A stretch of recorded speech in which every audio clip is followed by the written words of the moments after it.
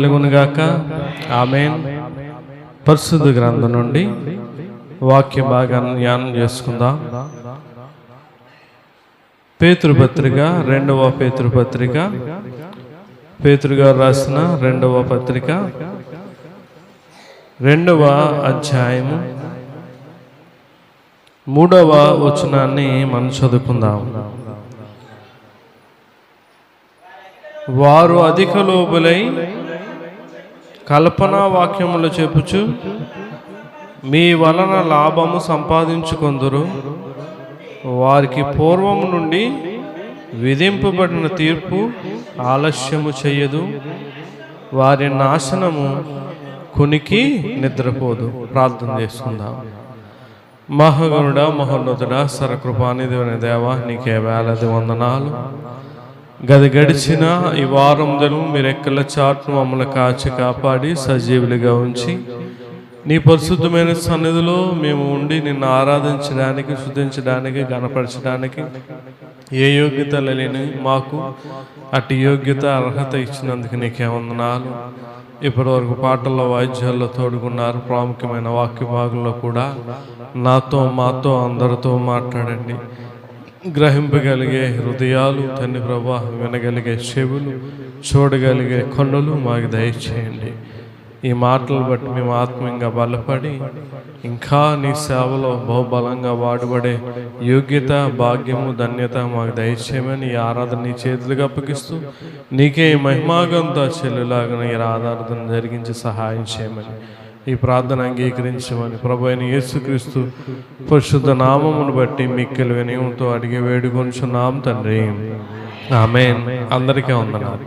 దేవుని మహాకృపను బట్టి దేవాది దేవుడు మరి యొక్క పునరుద్ధాన దినాన్ని, దేవుణ్ణి ఆరాధించే యోగ్యత, దేవుణ్ణి గణపరిచే భాగ్యం దేవుడు మనకు అనుగ్రహించాడు. చదువుకున్న వాక్య భాగం చూస్తే పేతురు గారు రాసిన 2వ పత్రిక 2వ అధ్యాయం 3వ వచనం మనం చదువుకున్నాం.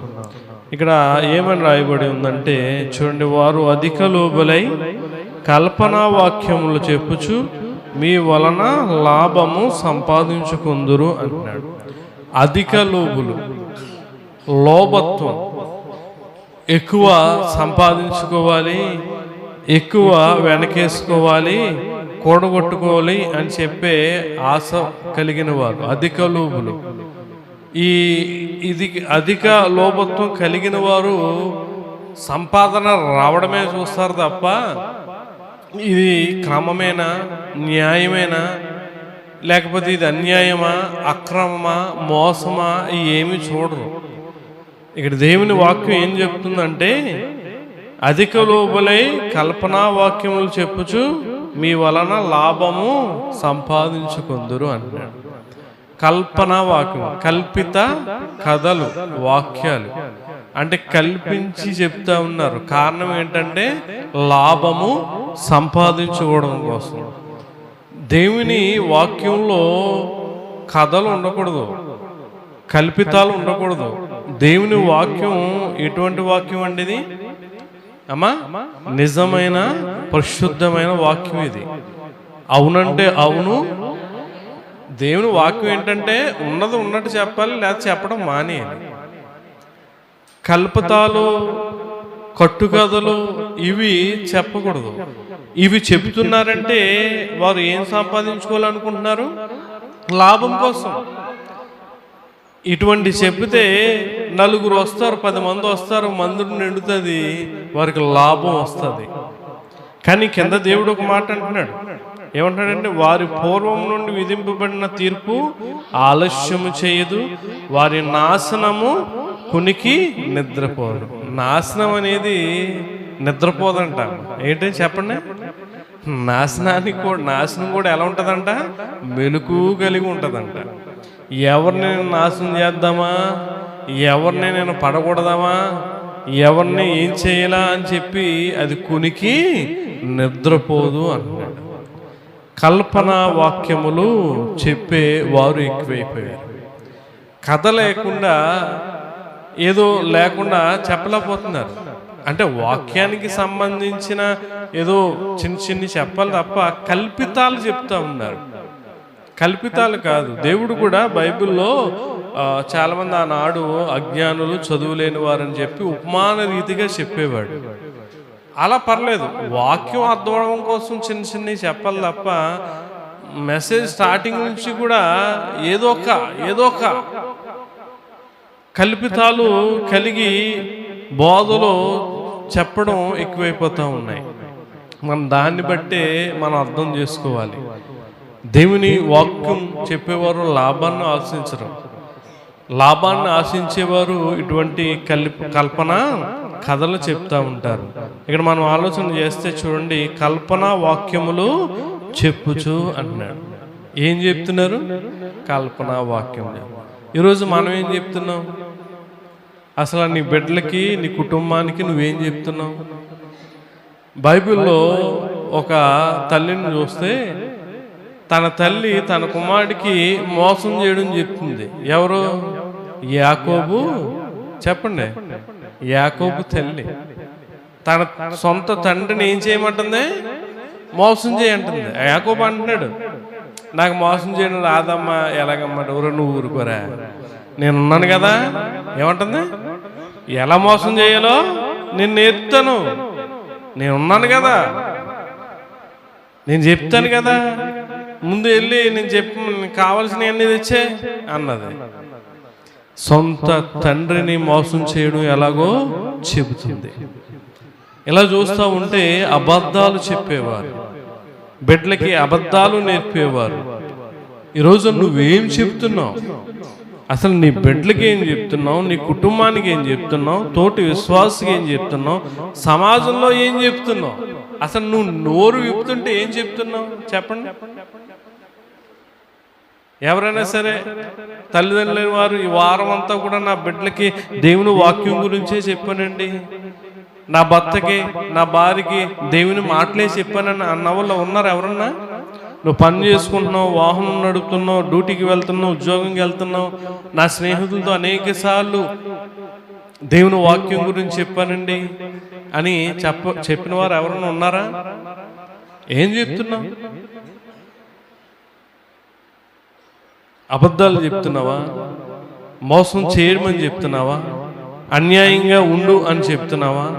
అక్రమంగా నడుచుకో అని చెప్తున్నావా? ఇక్కడ బైబిల్లో మనం చూస్తే చాలామంది కొండెములు చెప్తున్నారంట. కొండెములు చూడండి, కీర్తన 50 మొదటిగా చూడండి. కీర్తన 50వ అధ్యాయము కొండెములు అంటే చాడీలు చెప్తున్నారంట. చూడండి, కీర్తన 50వ అధ్యాయము 20 వచనం మనం చదివితే, నీవు కూర్చుండి నీ సహోదరుని మీద కొండెములు చెప్పుచున్నావు, నీ తల్లి కుమారుని మీద అపనిందలు మోపుచున్నావు అంటున్నారు. ఏం చెప్తున్నారండి? సమాజంలో చూస్తే కొండెములు చెప్పేవారే కనబడుతున్నారు. అంటే కొండెములు అనగా చాడీలు.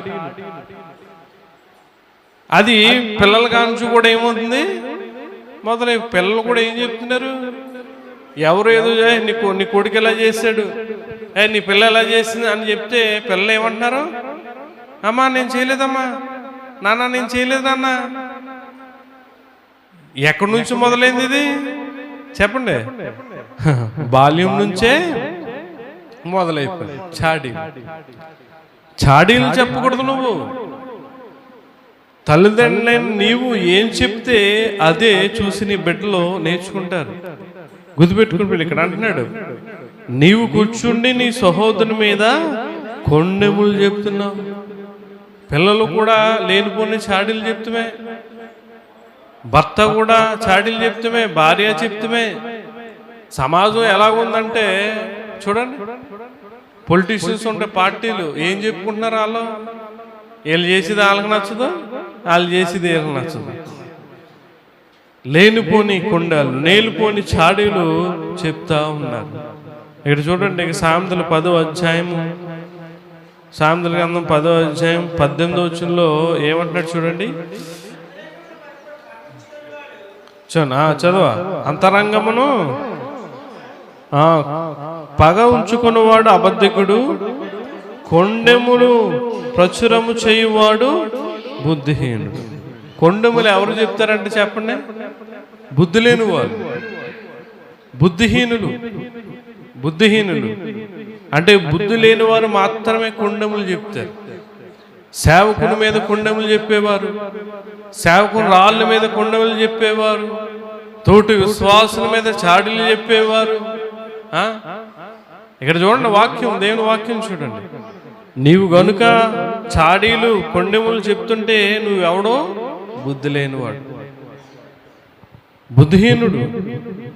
గుర్తుపెట్టుకొని పిల్లలు. ఇక్కడ ఇర్మియా గ్రంథంలో ఒక మాట అంటాడు ఆయన చక్కగా. చూడండి ఇర్మియా గ్రంథం 9వ అధ్యాయం, ఇర్మియా గ్రంథం 9వ అధ్యాయం చూడండి, బైబిల్లో ఉన్నాయో లేదో 4వ వచనం మనం చదువుకుందాం. చూడండి, మీలో ప్రతి వాడును తన పొరుగు వాని విషయమే జాగ్రత్తగా ఉండవలెను. చూడండి, ఏ సహోదరునైనను నమ్మకుడి, నిజముగా ప్రతి సహోదరుడు తనతో కొట్టియు తన సహోదరుని కొంప ముంచును. చూడండి, ప్రతి పొరుగువాడును కొండములు చెప్పుటకై తిరుగులాడుచున్నాడు. ఏమంటున్నాడు? ప్రతి పొరుగువాడును కొండములు చెప్పడానికి తిరుగుతున్నారంట. ఎందుకు తిరుగుతున్నారంటే వీళ్ళందరూ? అమ్మా చెప్పండి, ఎందుకు? కొండములు చెప్పడానికి. నీ భర్త మీద ఏదో చెప్తారు, అవి వింటావు. నీ భార్య మీద ఏదో చెప్తారు, కొండములు వింటావు. లేకపోతే నీ అత్తగారి మీద, నీ మాంగారి మీద, నీ తమ్ముడి మీద, అక్క మీద, చెల్లి మీద, అన్నీ మీద ఏదో ఒకటి చెప్తూ ఉంటారు. వీళ్ళకి పని ఏం లేదు. ఎందుకు తిరుగుతున్నారు వీళ్ళు? కొండెములు చెప్పడానికి తిరుగుతున్నారు. దేవుడు ఎందుకు తిరగమంటున్నాడు? దేవుని సువార్తను ప్రకటించడానికి తిరగమంటున్నాడు. కానీ మనం చేసే పని ఏంటి? కొండెములు. ఎదుటివాడు నెమ్మదిగా సమాధానంగా ప్రశాంతంగా ఉండడం మనకే చెప్పండి నచ్చదు. అలా గనుక ఉంటే ఏమండి మనకు మొద్దు తెగదు. చాలా మంది ఉంటారు ఇటువంటి వాళ్ళు.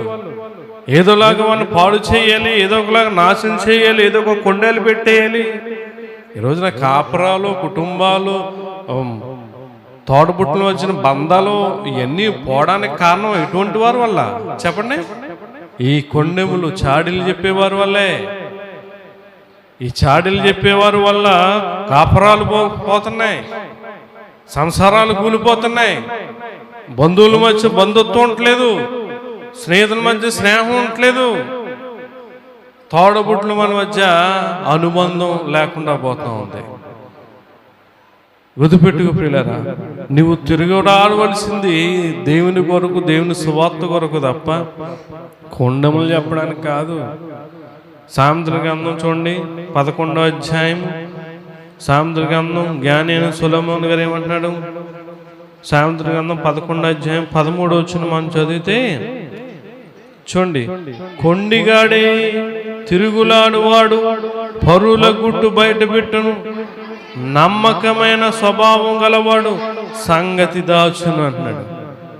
కొండిగాడు ఏం చేస్తాడంట చెప్పండి? తిరుగుతా పరుల గుట్టు బయట పెడతాడు. మనకి ఏదైనా తెలియాలంటే న్యూస్ తెలియాలి, న్యూస్ చూస్తేనే తెలుస్తుంది. ఇటువంటి వారి గురించి ఏమి పెట్టక్కర్లేదు, టీవీలో అక్కర్లేదు, సోషల్ మీడియా అక్కర్లేదు, ఏం అక్కర్లేదు, వెంటనే స్పష్టంగా వెళ్ళిపోతుంది న్యూస్. మామూలుగా వెళ్ళదు. ఏదన్నా ఒక కుటుంబంలో ఏదన్నా ఇన్సిడెంట్ జరిగితే, ఏదన్నా జరిగితే వెంటనే ఎక్కడికి వెళ్ళిపోద్దండి? వీధి చివరికి వెళ్ళిపోతుంది. ఇక్కడ అంటున్నాడు, కొండిగాడే తిరుగులాడువాడు పరుల గుట్టు బయట పెట్టును. పరుల గుట్టు. ఈరోజున నీ గుట్టు నువ్వే బయట పెట్టుకుంటున్నావు, బయట వాళ్ళు చెప్పి. నీ గుట్టు నువ్వు దాచుకోవాలి. ఇక్కడ ఏమన్నాడు కింద? నమ్మకమైన స్వభావం గలవాడు సంగతి. నీలో నమ్మకం అనేది ఉంటే నీ కుటుంబంలో ఏది కూడా బయటికి వెళ్ళదు. ఏమా, నీ భర్త మంచోడు కాదు, నీ భర్త ఇలాంటోడు కాదు, అస్సలు నువ్వు చెప్పు. నీ భార్య నీ మాట వినట్లేదు, నేను లెక్క చేయట్లేదు, అస్సలు చెప్పు. నీ బిడ్డలు అస్సలు నేను లెక్క చేయట్లేదు, అయినా చెప్పు. ఎందుకంటే నీలో ఏముంది? నమ్మకం ఉంది. నీకు నమ్మకం లేక నా భర్త ఇలాంటోడండి, నీకు నమ్మకం లేక నా భార్య ఇలాంటిదండి, నా బిడ్డలు ఇలాంటోళ్ళు అని చెప్పి సంగతి అంతా చెప్పి ఈదులో పెడుతున్నావు. నీ భర్త గురించి చెప్తే నీ భర్తకి విలువ లేకపోతే నీ విలువ ఎట్లా వస్తుంది? నీ భార్య గురించి చెప్తే నీ భార్యకి విలువ లేకపోతే నీకెట్లా విలువ వస్తుంది? నీ బిడ్డల గురించి ఈదులు ఎక్కడో చెప్తే నువ్వే కదా నీ బిడ్డలకు అన్నావు. అటువంటి బిడ్డలకు అన్నారని చెప్పి చెయ్యన్ని మేము ముఖం మీద ఉమ్మేరా? పిల్లలసారి ఆలోచన చేయండి. కొండగలాడువాడు ఏం చేస్తాడంటే పరుల గుట్టు బయట పెడతాడు. ఈరోజు నువ్వు ఎవరి గురించి అయినా చెప్తున్నావా? ఈ చాడీలు కొండెములు కలిగి ఉన్నావా అంటే నువ్వు నమ్మకం లేనట్టే. దేవుడికి కావలసిన నమ్మకస్తులు, దేశంలో నమ్మకస్తులైన వారిని నేను కనిపెడుతున్నానండి. నేను కొండములు చెప్పవలసిన పని ఏంటి నీకు? చాడీలు చెప్పవలసిన పని ఏంటమ్మా నీకు? సేవకుల గురించి చెప్పడం, సేవకురాళ్ళ గురించి చెప్పడం, సోషల్ మీడియా చూస్తే పలానా పాస్ గారు ఇలాగా ఏం వస్తుందండి? అది ఎలిగెడతాను వ్యూస్ వస్తే, వ్యూస్ బట్టి 4 రూపాయలు వస్తే దానివల్ల ఏమన్నా నీకు ఆశీర్వాదం దీవెన వస్తుందా? ఏ తప్పు దొరుకుతుందా, ఏ పొరపాటు దొరుకుతుంది, ఏ లోపం దొరుకుతుంది అని వెతికి వాళ్ళే కనబడతారు తప్ప మంచి విషయాలు అనేకమని చెప్తూ ఉంటారు. అందులో ఒక్కడన్నా పట్టుకుని ఆ ప్రకారంగా మనం జీవిద్దాం, ఆ ప్రకారంగా నడుద్దాం అని అనుకునేవారు ఎవరు లేరు. సమాజం అంతా కూడా చాడీలు కొండెములు చెప్పడానికే చూస్తూ ఉన్నారు. ఇక లేవి కాండంలో మనం చూస్తే 19వ అధ్యాయము, లేవి కాండం 19వ అధ్యాయము 16వ వచనం మనం చదివితే ఇక్కడ అంటున్నాడు, నీ ప్రజల్లో కొండెములాడుచు ఇంటింటికి తిరగకూడదు, నీ సహోదరుని ప్రాణహాని చెయ్యకూడదు, ప్రాణహాని చూడకూడదు, నేను యెహోవాను అంటున్నాడు. చూడండి, నీ ప్రజల్లో కొండెములాడు ఇంటింటికి తిరగకూడదు, నీ సహోదరుని ప్రాణహాని చూడకూడదు, నేను యెహోవాను అంటున్నాడు. కొండెములు చెప్పుతూ ఏం చేయకూడదంట చెప్పండి అమ్మా. మేము ఎక్కడికి వెళ్తలేదండి, కానీ ఫోన్లో మాత్రం చెప్పండి. మేము ఇంటింటికి తిరుగుతలేదండి, ఫోన్లు వచ్చిన కాడి నుంచి. ఫోన్ వచ్చి చాలా మంచి పని చేసింది. ఇది వరకు ఏదైనా చెప్పాలంటే ఇంటింటికి తిరగాలి. ఇప్పుడు ఫోన్ ఉందండి, అన్లిమిటెడ్ కాల్స్. ఏదైనా చేయగానే తెలియగానే వెంటనే ఫోన్ చేసి చెప్పేస్తున్నాడు. అది వేరు ఇది వేరా? ఇది అంటే అప్పుడు జరిగింది. నువ్వు కొండెములు అసలు చెప్పకూడదు అని చెప్తున్నాడు ఆయన. గుర్తుపెట్టుకో, నువ్వు కొండెములు అనేది, చాడీలు అనేది చెప్పకూడదు. నువ్వు చెప్పావంటే నువ్వు బుద్ధిహీనుడివే, బుద్ధి లేని వారువే. చూడండి, మొదటి తిమోతి పత్రిక 3వ అధ్యాయం, మొదటి తిమోతి పత్రిక 3వ అధ్యాయం 11వ వచనం మనం చదివితే ఇక్కడ చూడండి, పరిచర్య చేసేవారి గురించి చెప్తున్నాడు. దేవుని బిడ్డలు ఎలా ఉండాలో చెప్తున్నాడు ఆయన. చూడండి, మొదటి తిమోతి పత్రిక 3వ అధ్యాయం 11వ వచనం, అటువలే పరిచర్య చేయు స్త్రీలు మాన్యులై కొండెములు చెప్పని వారును మితానుభవం గలవారును అన్ని విషయంలో నమ్మకమైన వారునై ఉండవలను. దేవునికి మహిమ కలుగును గాక. ఆమేన్. పరిచర్య చేసి, పరిచర్య చేయడం అంటే నువ్వు దేవుని సన్నిధికి వస్తున్నావు, పరిచర్య ప్రార్థన చేస్తున్నావు, నీ తోటి పరిచర్య చేస్తున్నావు, దేవునికి ఉపయోగపడుతున్నావు. స్త్రీలనే కాదు, పురుషులైన ప్రతి ఒక్కరూ కూడా ఎలా ఉండాలంటే ఎవరు ఉండాలి? మాన్యులై కొండెములు చెప్పని వారు. దేవునికి కావాల్సిన ఇటువంటి వారండి. చాడీలు కొండెములు లేనిపోయిన వార్తలు పుట్టించి చెప్పేవారు దేవుడికి ఇష్టపడ్డు. వారికి ఎటువంటి బాగు కానీ ఆశీర్వాదం కానీ దీవెన ఉండదు. దేవుని క్లియర్గా చెప్తా ఉన్నాడు. మితానుభవం గలవారును అన్ని విషయంలో నమ్మకం కలిగి ఉండాలంట. అబద్ధాలు కానీ, కొండెములు కానీ, చాడీలు కానీ, మోసాలు కానీ ఇటువంటి ఏవి కూడా మన నడుతూ చెప్పకూడదు. ఏం చెప్పాలంటే చూడండి, తీతు పత్రిక చూడండి, మనం బుద్ధి చెప్పాలి. మన నోట్లో నుండి వచ్చే ప్రతి మాట కూడా ఎదుటి వారికి బుద్ధి చెప్పేలాగా ఉండాలి. చూడండి, తీతు పత్రిక 2వ అధ్యాయము 3 నుండి 5 వచనాలు మనం చదివితే, అలాగుననే చూడండి, వృద్ధ స్త్రీలు కొండెగత్తెలను మిగులు మద్యపాన శక్తులనై ఉండక ప్రవర్తనయందు భక్తి గలవారై ఉండవలెను. దేవుని వాక్యం దూషింపబడుకున్నట్లు యవన స్త్రీలు తమ భర్తలకు లోబడి ఉండి తమ భర్తలను శిశువులను ప్రేమించేవారు, స్వస్థబుద్ధి గలవారు, పవిత్రులను, ఇంట నుండి పని చేసుకుని వారు, చూడండి, మంచివారినై ఉండవలనని బుద్ధి చెప్పుచు మంచి ఉపదేశము చేయువారునై ఉండవలనని బోధించుము. దేవునికి మహిమ కలుగును గాక. ఆమేన్. బుద్ధి ఎందుకు చెప్పాలంటే చెప్పండి, మంచివారై ఉండడానికి. అక్కడ ఉన్నది కదా, ఏమన్నది? మంచివారునై ఉండవలనని బుద్ధి చెప్పుచు. బుద్ధి ఎందుకు చెప్పాలి? మంచివారిగా జీవించడానికి. ఎవరన్నా మంచిగా బతకట్లే, పాపంలో, చెడుతనంలో, వాళ్ళ ఇష్టానుసారంగా చెడుగా జీవిస్తూ ఉన్నారనుకో, నువ్వు వారికి ఏం చెప్పాలి? నీ భర్త అయినా సరే, నీ భార్య అయినా, నీ బిడ్డలైనా, నీ తోడబుట్టిన వాళ్ళైనా, బంధువులైనా, స్నేహితులైనా, ఇరుగు పొరుగు అయినా, ఎవరైనా సరే నువ్వేం చెప్పాలి? వారికి బుద్ధి చెప్పాలి. వారిని మంచివారిగా మార్చాలి. అదే చెప్తుంది దేవుని వాక్యం. మంచివారినై ఉండవలనని బుద్ధి చెప్పుచు మంచి ఉపదేశం చేయువారినై ఉండవలనని మీకు బోధిస్తా ఉన్నాను. మనం చెప్పవలసిన నోటితో ఏం చెప్పాలండి? బుద్ధి చెప్పాలి. నీ భర్త సరి లేకపోతే నీ భర్తకు బుద్ధి చెప్పాలి. నీ భార్య సరి లేకపోతే నీ భార్యకు బుద్ధి చెప్పాలి. నీ బిడ్డలు సరిగ్గా లేకపోతే నీ బిడ్డలు బుద్ధి. అలాగే సంఘంలో కూడా తోటి విశ్వాసులు ఎవరైనా సరిలేకపోతే వారికి కూడా బుద్ధి చెప్పాలి. అది ఏంటంటే పర్సనల్గా చెప్పాలి. అందరితో కాదు, జనం ఉన్నప్పుడు కాదు. వాళ్ళు ఫీల్ అవుతారు, కోపం వస్తుంది వాళ్ళకి. వారి సంఘానికి, దేవునికి దూరం అయిపోయే పరిస్థితి వస్తుంది. పర్సనల్గా ఉన్నప్పుడు ఫోన్ చేసి, లేకపోతే నువ్వు వెళ్ళి కలడమో, లేకపోతే వాడిని రమ్మడమో చూసి, అయ్యా దేవుని వాక్యం ఎట్లా చెప్పట్లేదు కదా, ఎలాగుంటే నీ కుటుంబానికి నీకు దీవెన ఎట్లా వస్తుంది, అది మంచిది కాదు బ్రదర్, అది మంచిది కాదు సిస్టర్ అని చెప్పి నువ్వు చెప్పాలి, బుద్ధి చెప్పాలి. వారిని మంచి వారిగా నువ్వేం చేయాలి? మార్చాలి. చూడండి, కొలస్సీ పత్రిక మొదటి అధ్యాయం, కొలస్సీ పత్రిక మొదటి అధ్యాయం చూడండి, 28వ వచనం మనం చదివితే, ప్రతి మనుష్యుడు క్రీస్తునందు సంపూర్ణంగా చేసి ఆయన ఎదుట నిలవబెట్టవలనని.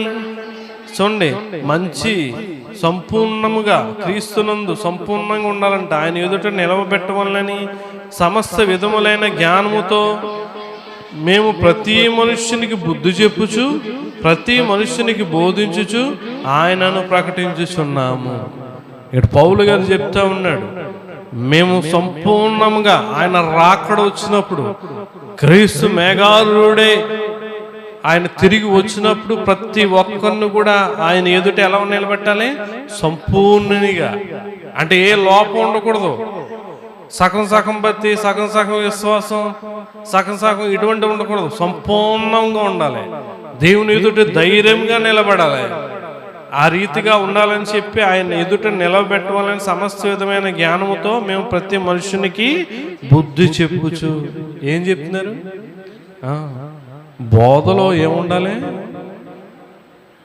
బుద్ధి చెప్పడం ఉండాలి. బోధలో ఖండింపు ఉండాలి, గద్దింపు ఉండాలి. బుద్ధి చెప్పడం అంటే అది. పిల్ల ఏదైనా తప్పు చేస్తున్నాను కోరా, నాన్న చేయకరా అంటే వింటాడు. ఏమండి, ఏదన్నా అల్లరి గత్తర చేస్తున్నారనుకో, ఒరు బాబు అలా చేయకరా అంటే వింటారా? ఏంటి చెప్పండి అమ్మా, వింటారా? వింటారు కదా. గట్టిగా చెప్పు, రే ఎట్రా నువ్వు చేసే పని అని గద్దించాలి, ఖండించాలి. అప్పుడు ఇది చేయడం తప్పేమో అని అనుకుంటాడు. ఇది లేదు ఇప్పుడు దేవుని వాక్యంలో. ఎటకారాలు, హేళనలు, కవ్యంతలు, నవ్వులు, ఎంటర్టైన్మెంట్లు, కల్పన కథలు, ప్రతి వానికి తగిన ప్రతిఫలం దేవుడు ఇస్తాడు. గుర్తుపెట్టుకో. బోధన బట్టి ప్రతిఫలం ఉంటుంది, బ్రతుకును బట్టి ప్రతిఫలం ఉంటుంది, ప్రవర్తన బట్టి ఉంటుంది, క్రియలను బట్టి ఉంటుంది. ప్రతి దాన్ని బట్టి దేవుడు మనకి ఇస్తాడండి. ఇక్కడ అంటున్నాడు, ప్రతి మనుషునికి బుద్ధి చెప్పుచు అంటున్నాడు. చూడండి, ఆమోసు గ్రంథంలో మనం చూస్తే ఆమోసు గ్రంథం 5వ అధ్యాయము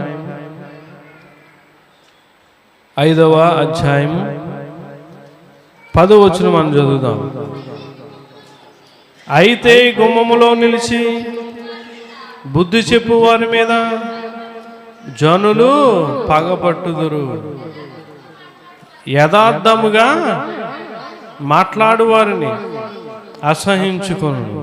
చూడండి, అయితే గుమ్మములో నిలిచి బుద్ధి చెప్పు వారి మీద జనులు పగపట్టుదురు. ఇట్లాగా కఠినంగా ఖండితంగా ముఖం మీద చెప్తే ఏంటంటమ్మా చెప్పండి, పగపడతారంట.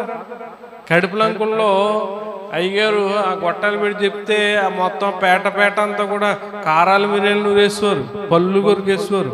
దేనికోసం? మాట్లాడతా పాపం అంటాడు అని చెప్పి చాక విసిగేసుకునేవారండి. ఈనాడు వాక్యం దూరం అయ్యాక వాక్యం విలువ ఏంటాలకే అర్థమైంది. అయ్యో, గురువారం వినేవాళ్ళు, శనివారం వినేవాళ్ళు, ఆదివారం వినేవాళ్ళు చక్కటి వాక్యం అంటున్నారు. ఏదైనా దూరం అయితేనే తెలుస్తుంది, అప్పటి వరకు తెలియదండి. అప్పుడు పగబెట్టేసుకునేవారు. అదే చెప్పినాడు కదా, గుమ్మముల్లో నిలిచి బుద్ధి చెప్పు వారి మీద జనులు పగబట్టుదురు. యథార్థముగా మాట్లాడే వారిని అసహించుకున్నారు అన్నాడు. బుద్ధి చెప్పాలి, అవసరమైతే బుద్ధి మనం సంపాదించుకోవాలి, కొనుక్కోమంటున్నాడు ఆయన. సామెతల గ్రంథం 5వ అధ్యాయం సామెతల గ్రంథం 4వ అధ్యాయం 7వ వచనం మనం చదివితే, సామెతల గ్రంథం చూడండి 4వ అధ్యాయం 7వ వచనం, జ్ఞానము సంపాదించుకొనుము, జ్ఞానం నాకు ముఖ్యాంశము, నీ సంపాదన అంతా ఇచ్చి బుద్ధి సంపాదించుకో. చూడండి ఎలా అంటాడంటే, నీ సంపాదన అంతా ఇచ్చి అంటే బుద్ధి ధనము కన్నా విలువ గలది, బుద్ధి మన ఆస్తి కన్నా గొప్పది అని అర్థం. ఈరోజు మనం డబ్బుకి ఆస్తులకి వాటికి ఎక్కువ విలువిస్తాం బుద్ధి కన్నా.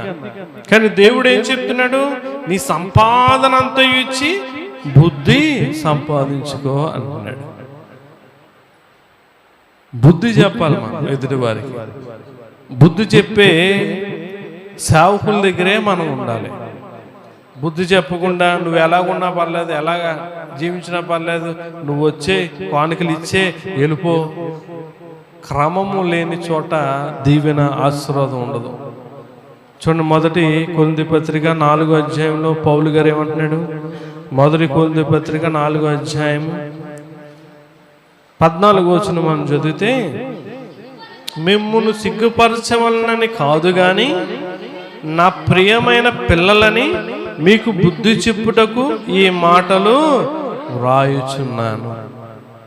ఆయన చెప్తా ఉన్నాడు. ఆయన పౌలు గారి మాటలో వారికి చాలా కోపం తెప్పించేసి, చాలా ఉక్రోషం, కోపం వచ్చేసింది. ఈయన ఏదోలాగా చంపేద్దాం, ఇదేదోలా చేసేద్దాం అని అనుకునేవారంట. అందుకే గలతీ పత్రికలు అంటాడు, నేను నిజమాడినందున మీకు సొత్తునైతునా అంటాడు. ఇక్కడ మనం ఆలోచన చేస్తే చూడండి, మిమ్మల్ని సిగ్గుపరచవలనని కాదు కానీ నా ప్రియమైన పిల్లలని మీకు బుద్ధి చెప్పుటకు. దేవుడు కూడా ఈ పరిశుద్ధ గ్రంథంలో ఈ మాటలన్నీ కూడా రాయించింది ఎందుకు? మనకి బుద్ధి చెప్పడానికి, మనం బుద్ధి నేర్చుకోవడానికి. గుర్తుపెట్టుకుని పిల్లారు, మనం ఎదుటి వారికి బుద్ధి చెప్పాలి. అదే తప్ప కొండెములు, అబద్ధాలు, మోసాలు, అన్యాయాలు ఈ నోటుతో మనం చెప్పకూడదు. ఎదుటి వ్యక్తికి మనం బుద్ధే చెప్పాలి. చూడండి, ఎబ్రీ పత్రిక 12వ అధ్యాయం 25వ వచనంలో ఒక మాట ఉంటుంది చూడండి. మీకు బుద్ధి చెప్పుచున్న వానిని నిరాకరింపకుండానట్లు చూచుకొనుడి. వారు భూమి మీద నుండి బుద్ధి చెప్పిన వారిని నిరాకరించినప్పుడు తప్పించు కొనకపోయిన ఎడల పరలోకం నుండి బుద్ధి చెప్పుచున్న వానిని విసర్జించు మనము తప్పించు కొనపోవుట మరి నిశ్చయము కదా అన్నాడు. బుద్ధి చెప్పేవారిని మనం ఏం చేయకూడదు? నిరాకరించకూడదు, నిర్లక్ష్యం చేయకూడదు. చాలామంది వాక్యం గట్టిగా బుద్ధి చెప్పితే మాకు నచ్చట్లేదండి, మనకు ఎక్కట్లేదండి, ఈ మధ్యన ఏంటో కానీ వాక్యం మాకు వినబుద్ధి అవుతలేదని అంటూ ఉంటారు. దేవుడు ఏం చెప్తున్నాడు? మీకు బుద్ధి చెప్పుచున్న వానిని నిరాకరించకూడదు, నిర్లక్ష్యం చేయకూడదు, పక్కన పెట్టకూడదు. గుర్తుపెట్టుకో, ఒకవేళ నువ్వు అలాగా కనుక పెడితే నీకు ఇంకా తప్పించుకోవడానికి ఏముండదని చెప్తున్నాడు. కింద చదువుకుంటే చూడండి, 2వ తిమోతి పత్రిక 4వ అధ్యాయం 2వ వచనం మనం చదివితే ఇక్కడ చెప్తున్నాడు. చూడండి, వాక్యమును ప్రకటించుము, సమయమందును అసమయమందును ప్రయాసపడము. చూడండి, సంపూర్ణమైన దీర్ఘశాంతముతో ఉపదేశించుచు ఖండించుము, గద్దించుము, బుద్ధి చెప్పుము. దేవునికి మహిమ కలుగును గాక. ఆమేన్. బోధలో ఏముండాలి? ఖండింపు ఉండాలి, గద్దింపు ఉండాలి, ఏముండాలి? బుద్ధి చెప్పడం ఉండాలి. ఇది లేనిది బోధ కాదు. గుర్తుపెట్టుకో, ఇక్కడ క్లియర్గా చెప్తున్నాడు. పరిశుద్ధాత్మ కలిగిన పౌలు దైవజనుడు తిమోతితో చెప్తున్నాడు, ఓ తిమోతి, నిన్నేదో పంపానని చెప్పి ఏదో పబ్బం గడపకో, ఏదో సంఘాలు కట్టబడినాయి కదా అని చెప్పి నిలబెట్టుకోవడానికి చూడకో, ఏదో 4 మొక్కలు చెప్పేస్తే వాళ్ళు వస్తారు పోతారని చెప్పుకో. నీ ఉపదేశంలో ఏముండాలి? ఏముండాలమ్మా? ఏమన్నాడు? ఖండించుము, గద్దించుము, బుద్ధి చెప్పు అన్నాడు. ఇది లేకుండా నువ్వు చెప్పుకో. నేను ఆటలతోనే చెప్పా, అది లేకపోతే బోధ కాదు అని చెప్పి పౌలు గారు తిమోతితో పత్రికలో రాసి పంపిస్తూ ఉన్నాడు. మన బోధలో కూడా ఖండింపు ఉండాలి, గద్దింపు ఉండాలి, ఏముండాలి? బుద్ధి చెప్పడం ఉండాలి. మనం నోటితో చెప్పేది ఏంటంటే బుద్ధి చెప్పాలి. రెండోదిగా మనం ఏం చెప్పాలంటే చూడండి, చివరిగా చూడండి, సత్యము చెప్పాలి. చూడండి, ఎఫెసీ పత్రిక అపోస్తలుడైన పౌలు గారు రాసిన ఎఫెసీ పత్రిక 4వ అధ్యాయము, ఎఫెసీ పత్రిక 4వ అధ్యాయము 15వ వచనం మనం చదువుదాం. చూడండి, ప్రేమ కలిగి సత్యము చెప్పుచు క్రీస్తు వలె ఉండుటకు మనం అన్ని విషయములో ఎదుగుదాము. దేవునికి మహిమ కలుగును గాక. ఆమేన్. రెండోదిగా మనం ఏం చెప్పాలండి? చెప్పండి, సత్యము చెప్పుచు అన్నాడు. మొదటిగా మనం బుద్ధి చెప్పాలి, రెండోదిగా ఏం చెప్పాలి? సత్యం చెప్పాలి. మొన్న మధ్యన మొన్న పోయిన సంవత్సరం ఉపవాస ప్రార్థన కదా మీటింగ్స్కి వెళ్ళినప్పుడు దూరం అయితే 3 రోజులు ఉండిపోతాను. ఉండిపోయినప్పుడు అక్కడ పక్కన గొడవ జరుగుతూ ఉంది. పక్కింటి వాళ్ళు మాకు రూమ్ ఇస్తారు, లేకపోతే ఒకసారి చర్చిలో పడుకోమంటారు. అలా రూమ్ ఇచ్చినప్పుడు గొడవ జరుగుతూ ఉంది. ఆ తల్లి చెప్తూ ఉంది, ఏమని? ఒరే వెళ్ళి కొట్టేరా. ఏమంటుంది? ఏదైతే అవుతుంది చూసుకుందా, కొట్టేరా అంటుంది. అమ్మ కాదమ్మా, మళ్ళీ కేసు ఏమి పెడతారా, నేను ఉన్నాను కదరా, కొట్టేరా అంటుంది. ఆ వెళ్ళిపోయాడు. మొత్తానికి ఏమో ఏదిచ్చి కుట్టడు లేదు, బుర్రబద్దలు అయిపోయింది. అది పెద్ద కేసు అయిపోయింది. తీసుకెళ్ళి అన్ని ఎక్కడ ఆడేశారు? ఏం చెప్తుంది తల్లి? కొట్టారా, తిట్టారా? మనం ఏం చెప్తాం? ఇదే చెప్తాం మనం. కొట్టే, తిట్టే, వేసే, రే దేవుని సన్నిధిరా,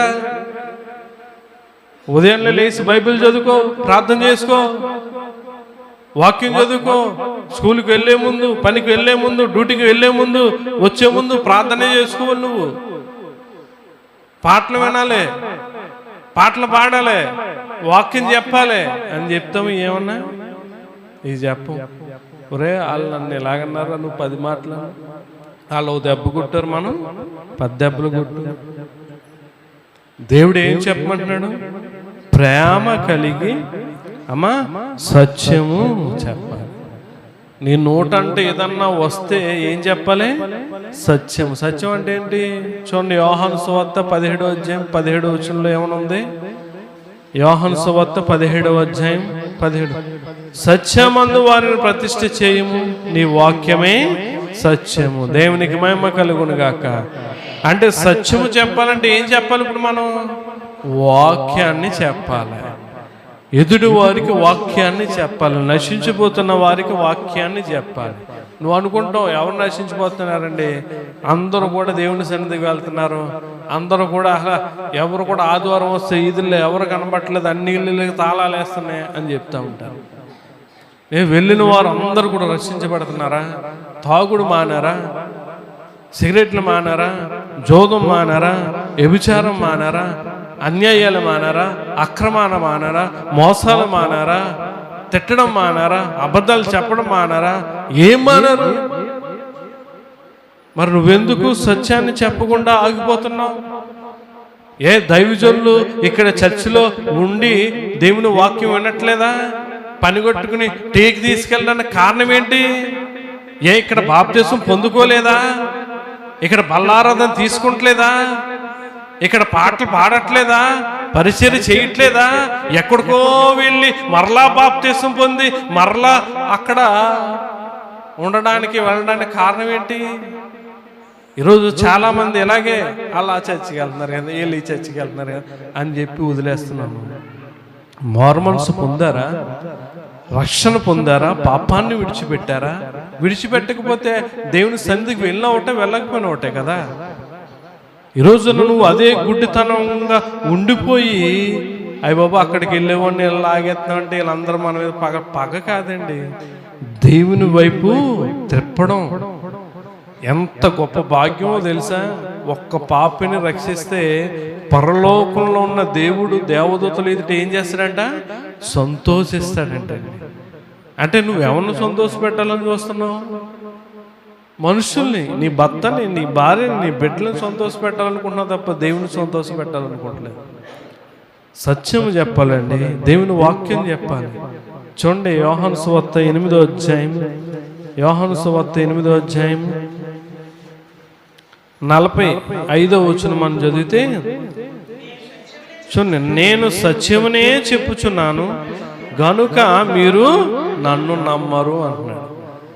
దేవుడు ఆయన వచ్చిన నాటి నుండి కూడా దేవుని వాక్యాన్నే సత్యాన్నే బోధించాడు, సత్యాన్నే ప్రకటించాడు. కానీ ఎవరు కూడా ఆయన్ని నమ్మలేదు.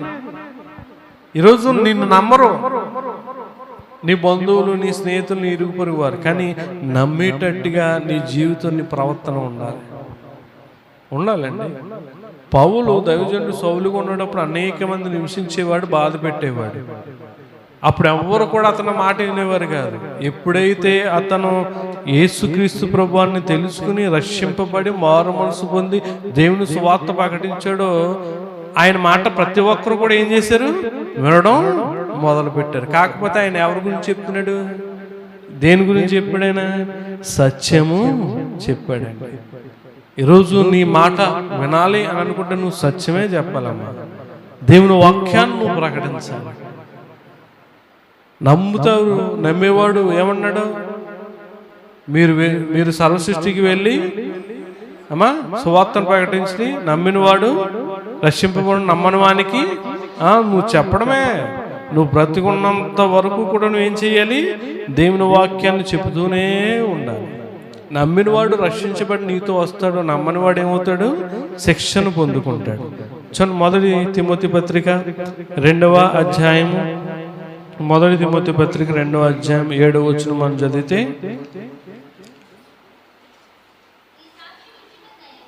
ఈ సాక్ష్యం ఇచ్చుటకై నేను ప్రకటించువాడుగాను అపోస్తులుగాను విశ్వాస సత్యముల విషయములో అన్యజనులకు బోధకుడుగాను నియమింపబడితిని. నేను సత్యమే చెప్పుచున్నాను, అబద్ధం ఆడట్లేదంటున్నాడు. పౌలు గారు ఏం చెప్తున్నాడంట? సత్యమే చెప్తున్నానయ్యా, దేవుని గురించి చెప్తున్నాను, దేవుని వాక్యం గురించి చెప్తున్నాను తప్ప నేను అబద్ధం ఆడట్లేదు. నువ్వు ఈ నోటు ద్వారా సత్యం వస్తే ఇంకా అబద్ధాన్ని చోటు ఎక్కడ ఉంటుంది? నీ నోటంట దేవుని వాక్యమే వస్తే దేవుడు తప్ప నీలో ఇంకెవరుంటారండి? పిల్లలు డైలాగులు చెప్తూ ఉంటారు, సినిమా హీరోలు డైలాగులు అంటే వాడులో ఎవరున్నారు? ఆ హీరో ఉన్నాడు. ఆ హీరో ఆడు హృదయంలంతా నిండిపోయాడు. ఆడు పాటలు పాడతాడు, ఆడు డైలాగులు చెప్తాడు, అవసరమైతే ఆ డ్యాన్సులు కూడా వేస్తాడు. ఈ రోజున మన హీరో ఎవరు చెప్పండి? ఎవరు? జేజస్, మన యేసుక్రీస్తు ప్రభువారండి. ఆయన వరకు మనం చెప్పాలి.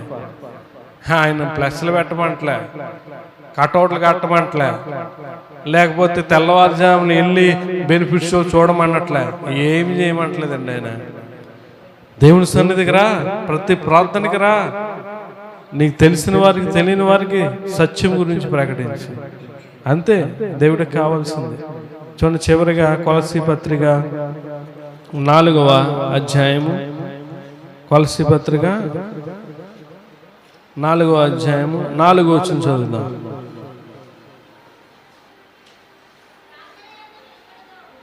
చూడండి, 2 నుంచి 4 వచ్చిన ప్రార్థన యందు నిలకడగా ఉండి కృతజ్ఞత గలవారే దాని యందు మెలకుగా ఉండడి, మరియు నేను బంధకములో ఉంచబడుటకు కారణమైన క్రీస్తు మర్మమును గూర్చి నేను బోధింపవలసిన విధముగానే చూడండి ఆ మర్మమును వెల్లడిపరుచున్నట్లు వాక్యము చెప్పుటకు అనుకూలమైన సమయము దేవుడు దయచేయవలనని మా కొరకు ప్రార్థించుడి. దేవునికి మహిమ కలుగును గాక. ఆమేన్. పౌలు గారు కొలస్సీ సంఘాన్ని కోరుతున్నాడు. ఏమని? కొలస్సీ సంఘంతో చెప్తున్నాడు, మా కొరకు ప్రార్థన చేయండి అని. ఏంటి ప్రార్థన? ఏంటి ప్రార్థన అని అంటే, క్రీస్తుని గూర్చిన మర్మము బోధించుటకు, వాక్యము చెప్పుటకు అనుకూలమైన సమయాన్ని దేవుడు మాకు దయచేయాలి. నీవు కూడా సేవకుల గురించి ప్రార్థన చేయాలి. అయ్యా, దేవుని వాక్యం ప్రకటిస్తున్నారు, ఆయన సత్యమే బోధిస్తున్నారు. ఆ సత్యము, ఆ వాక్యము ఇక్కడే కాదు, మా చోట, మా స్థలాల్లో, మేమున్న ప్రాంతాల్లో కూడా ఏమవ్వాలి? చెప్పబడాలి. మా దైవజనులు చెప్పాలి అని చెప్పి అనుకూలమైన సమయాన్ని దయచేయి అని చెప్పి నువ్వు ప్రార్థన చేయాలి. అందుకే మేము చెప్తున్నాం. ఏం చెప్తున్నాం? మొన్న నుంచి ప్రతి ఒక్కరు కూడా చెప్పండి, కృతజ్ఞత కూటలో పెట్టుకోండి. దేవుని సువార్తను, సత్యమును చెప్పే అవకాశాన్ని కల్పించండి అని చెప్తా ఉన్నారు. ఇక్కడ అదే చెప్తున్నాడు ఆయన. అదే అర్థం కూడా. నేను బోధించవలసిన విధంగానే ఆ మర్మము వెల్లడిపరిచినట్లు వాక్యము చెప్పుటకు అనుకూలమైన సమయము దేవుడు మనకు దయచేయండి. నీకు అనుకుంటావు ప్రార్థన పెట్టుకోవాలనుకుంటున్నాను కానీ చాలా సంవత్సరాల నుంచి పెట్టుకోలేకపోతున్నానని. నువ్వు ప్రార్థన చేయి. ప్రభువా, నా కుటుంబాన్ని బట్టి ఇక్కడ ఈ ప్రాంతంలో నీ సత్యము ప్రకటించబడాలి, నీ సత్యము చెప్పబడాలి. ఎప్పుడు ఇక్కడ నీ సత్యము ప్రకటించాలో అనుకూలమైన సమయాన్ని మాకు దయచేయి అని చెప్పి నువ్వు ప్రార్థన చేయాలి. ఆ ప్రార్థన చేసి ఆ సమయం వచ్చే వరకు కూడా నువ్వు కనిపెట్టి చూడాలి. ఇక్కడ సేవకుడైన దైవజనుడు కూడా సంఘంతో మాట్లాడుతున్నాడు. దేవుని సువార్తను ప్రకటించడానికి మనకు అనుకూలమైన సమయాన్ని దయచేయాలని మీరు ప్రార్థన చేయండి. మీరు ప్రార్థన చేయాలండి. సంఘం అందరూ కూడా, ప్రభా, ఈ సత్యం ఇంకా ప్రకటించబడాలి, ఈ వాక్యం ఇంకా ప్రకటించబడాలి, అనేక మంది రక్షించబడి దేవుని సన్నిధికి రావాలి. మనం వస్తున్నాం వెళ్తున్నాం అదే చూసుకుంటున్నాం తప్ప మనతో ఒక ఆత్మనైనా నడిపించాలి, రక్షించాలన్న ఆలోచన ఉండట్లేదు. నువ్వు వస్తున్నావు, నువ్వు వెళ్ళిపోతున్నావు. దేవుడు అదే కోరుకున్నాడు. గుర్తుపెట్టుకో. వీళ్ళు వెళ్ళారు, అనేక మందిని నడిపించారు, కానీ ఎవరు రక్షించబడలేదు. అమ్మగారు, అయ్యగారు అక్కడ రక్షించబడి ఈ రక్షణ అనేక మందికి ఇవ్వాలి, తెలియచేయాలి. ఈ సత్యం అనేక మంది తెలియజేయాలని ఇక్కడ దేవుని ప్రేరేపణ ద్వారా ఈ మందిరాన్ని ఏర్పాటు చేశారు. మరి ఈరోజు నువ్వు తెలుసుకుంటున్నావు కదా సత్యం గురించి. ఈ సత్యం దగ్గరికి ఎంతమందిని నడిపిస్తున్నావు? ఈ వాక్యం దగ్గరికి ఎంతమంది నువ్వు నడిపించగలుగుతున్నావు, చెప్పగలుగుతున్నావు? గుర్తుపెట్టుకో. కొండెములు, అబద్ధాలు, మోసాలు, అన్యాయాలు, అక్రమం ఇటువంటివి కాదని చెప్పడం. మనం చెప్పవలసింది బుద్ధి చెప్పాలి. రెండోదిగా ఏం చెప్పాలి? సత్యమే చెప్పాలి. ఈయన నూతన సంవత్సరం నుంచి దేవుని వాక్యాన్ని, సత్యాన్ని చెబుతూ అనేక మందిని దేవుని వైపు తిప్పి దేవుని యొద్దకు నడిపిద్దాం. అట్టి కృప మీ అందరికీ తోడేయును గాక. ఆమె ప్రార్థన చేసుకుందాం. విన్న వర్తమానాన్ని బట్టి ప్రియులారా ఒక్క నిమిషం దేవుణ్ణి అడగండి. ఒక నిమిషం, నీ నోరు తెరిస్తే ఏం చెప్తున్నావమ్మా నువ్వు? నీ బిడ్డలకు కానీ సమాజంలో కానీ అలా నీ నోరు ఇప్పుతుంటే ఏం చెప్తున్నావు? అబద్ధాలు చెప్తున్నావా? మోసాలు చెప్తున్నావా? అన్యాయాలు చెప్తున్నావా? లేకపోతే కొండెములు చాడీలు చెప్తున్నావా? దేవుడు ఊరుకుంటాడా? కొండెములు చాడీలు చెప్పి ఎదుటోళ్ళు కుటుంబాన్ని పాడు చేస్తూ, ఎదుటోళ్ళు సంవత్సరాలను నాశనం చేస్తూ, ఎదుటోళ్ళు జీవితాలు అన్యాయం చేయాలనుకుంటే దేవుడు ఊరుకుంటాడా? దేవుడు కట్టిన కుటుంబాలండి. వివాహం ద్వారా దేవుడు నిర్మించిన బంధాలయ్యి. చెదరగొట్టకూడదు, మనం పాడు చేయకూడదు. గుర్తుపెట్టుకో, ఏ తోటి విశ్వాసం మీద కానీ దైవజనుల మీద కానీ చాడీలు కొండేళ్ళు చెప్పేవారిగా ఉండకూడదు. గుర్తుపెట్టుకో, దేవుని ఉగ్రత నీ మీదకి వస్తుంది. నువ్వు చెప్పవలసింది ఏంటంటే బుద్ధి చెప్పాలి. నీవు బుద్ధే చెప్పాలి. మంచివారిగా మార్చడానికి బుద్ధి చెప్పాలి. ఎవరన్నా తప్పు ద్రోవలో, పాపంలో, చెడుతనంలో ఉన్న వారిని బుద్ధి చెప్పి వారిని దేవుని యొద్దకు నడిపించాలి. సత్యమే నువ్వు చెప్పాలి. సత్యము తప్ప ఇంకేమి చెప్పకూడదమ్మా. నువ్వు సత్యము చెప్పాలి, సువార్త ప్రకటించాలి. అయ్యో, నేను సువార్తను ప్రకటింపకపోని ఎడల నాకు శ్రమ అన్నాడు. నీకు తెలుసు, చెప్పుతో వెంటనే వెనకాల, కానీ దేవుని సువార్తను మాత్రం ప్రకటించే అవకాశాన్ని కూడా నువ్వు దయచేయి, కల్పించుకో. ప్రభువా, మేము పెట్టాలనుకుంటున్నాను, పెట్టలేకపోతున్నాను, నాకు అనుకూలమైన సమయాన్ని దయచేయండి అని దేవుణ్ణి అడుగు. దేవుడే తగిన సమయంలో నీ ఇంటి వద్ద, నీ ప్రాంతంలో దేవుని సత్యాన్ని దేవుడు ప్రకటిస్తాడు. ప్రార్థన చేసుకుందాం. మహాగౌండ మహోన్నతుడా, ఈ ఉదయకాలం ముందు మేమేం చెప్తున్నామో మాతో మాట్లాడారయ్యా. మేము ఇక్కడ నుండి బుద్ధి చెప్పేవారిగా, నీ సత్యం అంటే నీ వాక్యాన్ని, సువార్తను ప్రకటించేవారిగా మమ్మల్ని ఉంచండి. ఈ మాటలు బట్టి మమ్మల్ని బలపరచండి, ఆత్మీయంగా నిలబెట్టండి. నీ సేవలో బలంగా నూతన సంస్థలో వాడుకొని మాకు సువార్త ప్రకటించే అనుకూలమైన సమయాన్ని మాకు దయచేయమని, మీరే కృప చూపించి నడిపించమని ప్రార్థన అంగీకరించమని ప్రభు అయిన యేసుక్రీస్తు పరిశుద్ధమైన నామమును బట్టి మిక్కిలి వినయంతో అడిగి వేడుకుంటున్నాం తండ్రి. ఆమేన్. అందరికీ వందనాలు.